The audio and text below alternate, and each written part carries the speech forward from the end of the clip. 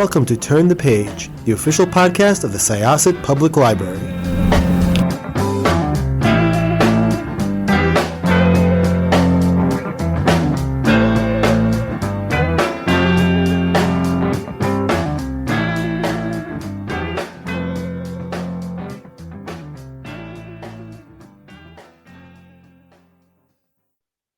Hi, this is Jessica with Syosset Library's Turn the Page podcast, and today's guest is...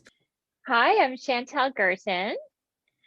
And tell us a little bit about yourself, Chantel, before we get to your book, because you have quite a resume beyond the book, and then we can talk about the book. Oh, well, thanks.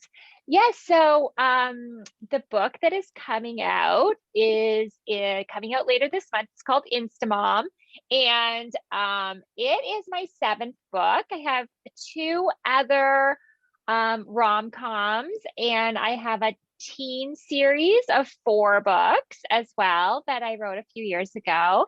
And before or during, while I was being an author, I started in magazines, which I think a lot of authors, find some other way to pay the bills.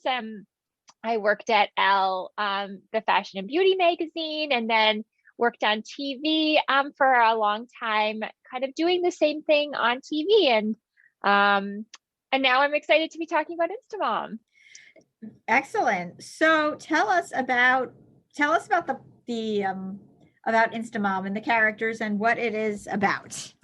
Sure. So it is the story of a woman. Her name is Kit Kidding, and she is proudly child-free by choice. So she really believes that not every woman has to want to become a mom. She just never had that feeling. She had a relationship that ended over that when her longtime boyfriend changed his mind. And she has built her whole career on this. So she wrote a book. It was called Kid Free Forever. She has started these chapters across the country, which are called No Kidding groups. And they're for women to come support each other in whatever they're doing, not talk about children. And because she felt like there was this need, and you reach this age in your life where if you're in your late 20s, your 30s, your late 30s, everybody else is having kids, and there's no escaping that conversation if that's not something for you. So she's also an Instagram influencer. That has sort of where her career has led her, as I think that is very common for a lot of people this day and age. Whatever their interest is, they're on social media. And so on there, she sort of promotes her child-free life and how great it is, and has partnerships. So when she meets this man, Will, who is a chef, she is instantly attracted to him and doesn't know until later that he's actually a single father. So it is a deal breaker for her. So first of all, I love that you talk a little bit about the influencer culture, because I think there's, as you said, everybody or most people seem to be on some sort of social media, and even librarians, as you can tell, have found a way to promote what they do through social media. And it's not the same anymore. You really can't promote yourself without any kind of without even just like a little bit of presence. So while I think some people try to malign influencer culture, it's extremely important, and it is a way for people to connect over things such as whether or not they want to have children. And you do make a very good point, because it does, it does become sort of very difficult for women if you're not pretty much living the same life as all of your friends are living. I actually do have twin boys, but I have a lot of friends who are child-free by choice, and I know it's difficult for them because they don't necessarily feel like there are spaces for them. However, when Kit meets Will and finds out that he's a single father, she sort of begins to push herself out of her comfort zone. Talk a little bit about Addie and where just this whole story came from. Sure.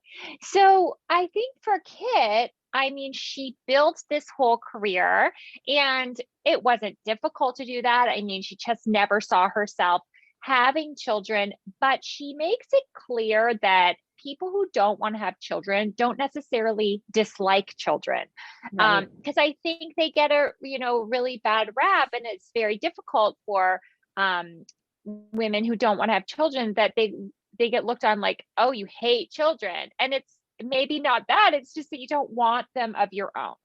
So when she meets Addie, she really likes her. And so that's a bit of a struggle too for her, because she thinks like, okay, like this kid, she also really likes Will, but she's so conflicted because most of the time, if you have a career that wasn't at all tied to those beliefs, you could deal with those emotions on your own. But she has a next level because she can't even work through how she feels about Will, about Addie, because everything she does is so public and it's who she stands for. She's asked hundreds of thousands of women to follow her, to come to events that she hosts. She's their spokeswoman. And so she feels like, how can she then turn to them and say like, oh, I'm sort of wavering on how I feel about things. And it's not that she's even feeling like, oh yes, now I just want to have babies myself, right? It's just, okay, but maybe she could see a life for herself where she was in a relationship with this man and with his daughter. Right, because as you were saying, it's not that she doesn't like kids. I mean, as somebody who has kids, having kids of your own is very, very different than enjoying time with your family's kids or your friends' kids.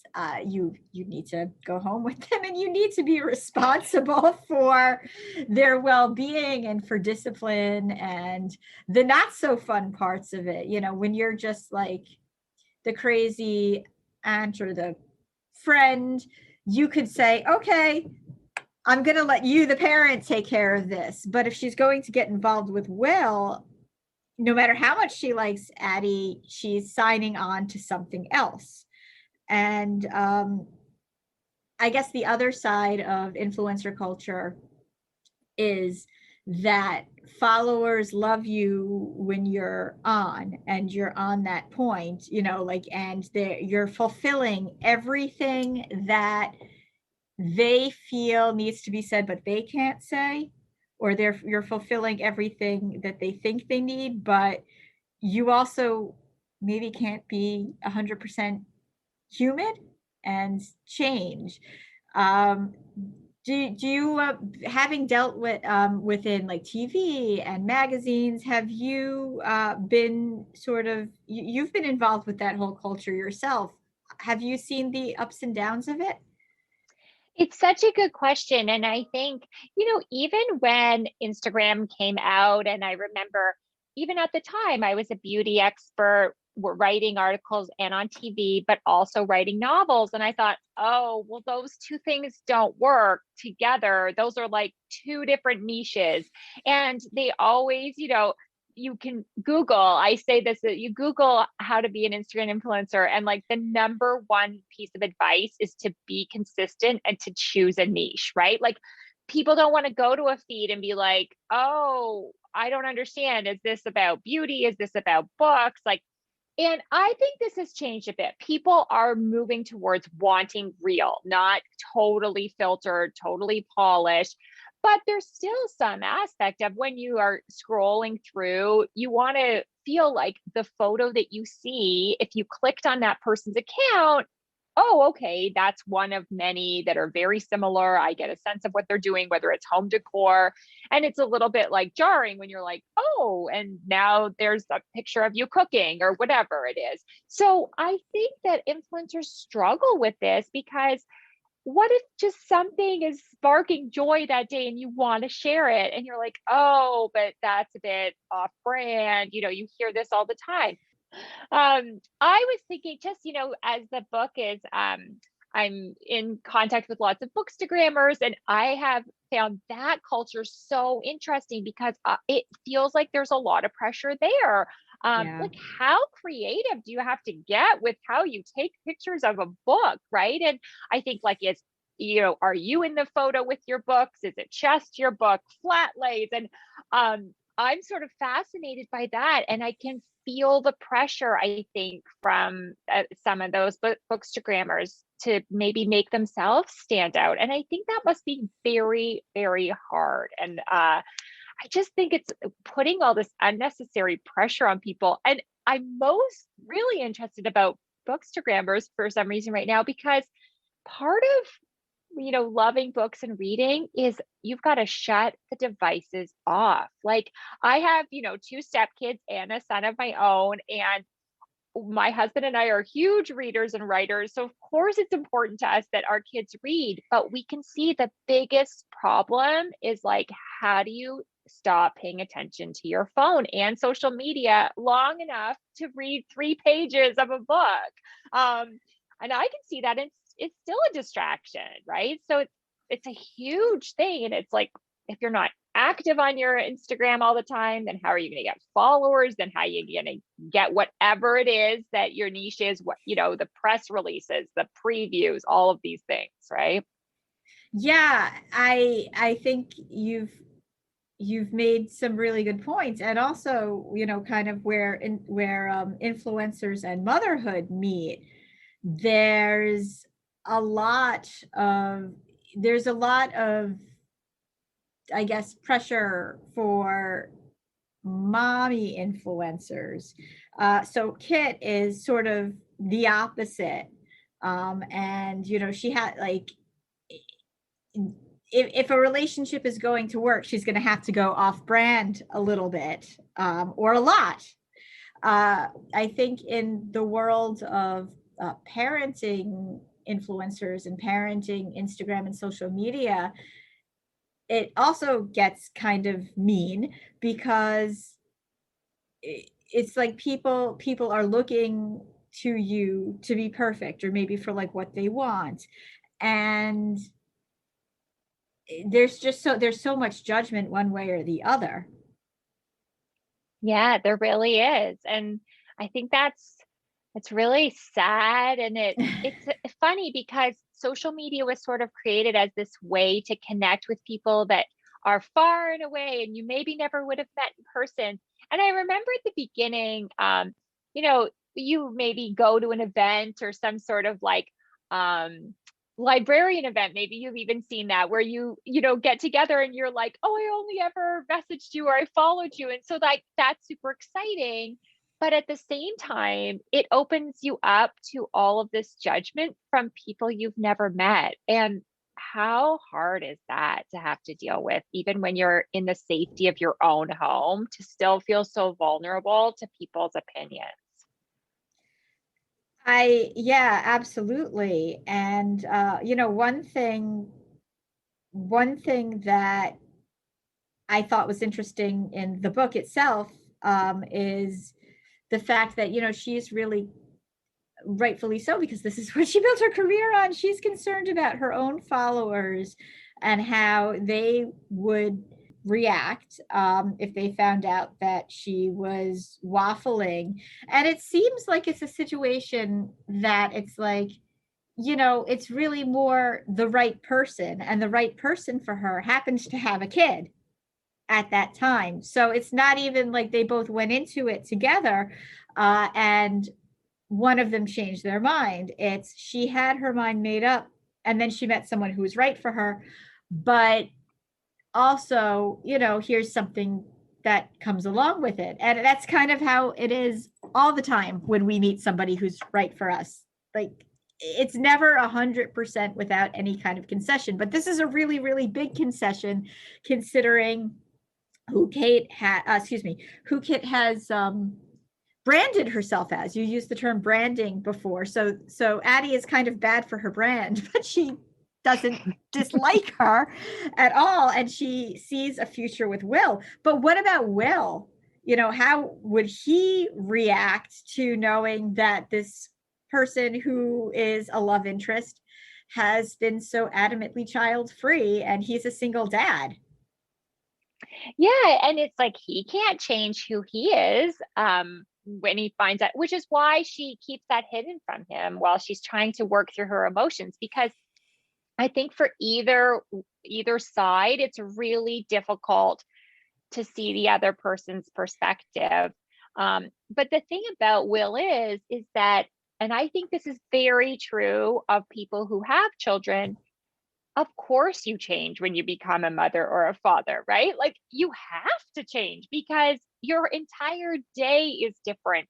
How Mm-hmm. your brain is divided into the things that you care about, the amount of time you can spend caring about things, that all changes. So part of Will isn't the same person that if she had met him without a child, he would be a different person. And And so she that's might the not thing have I always. felt the same way about him. Exactly. There's things about him that are that way because he is a father.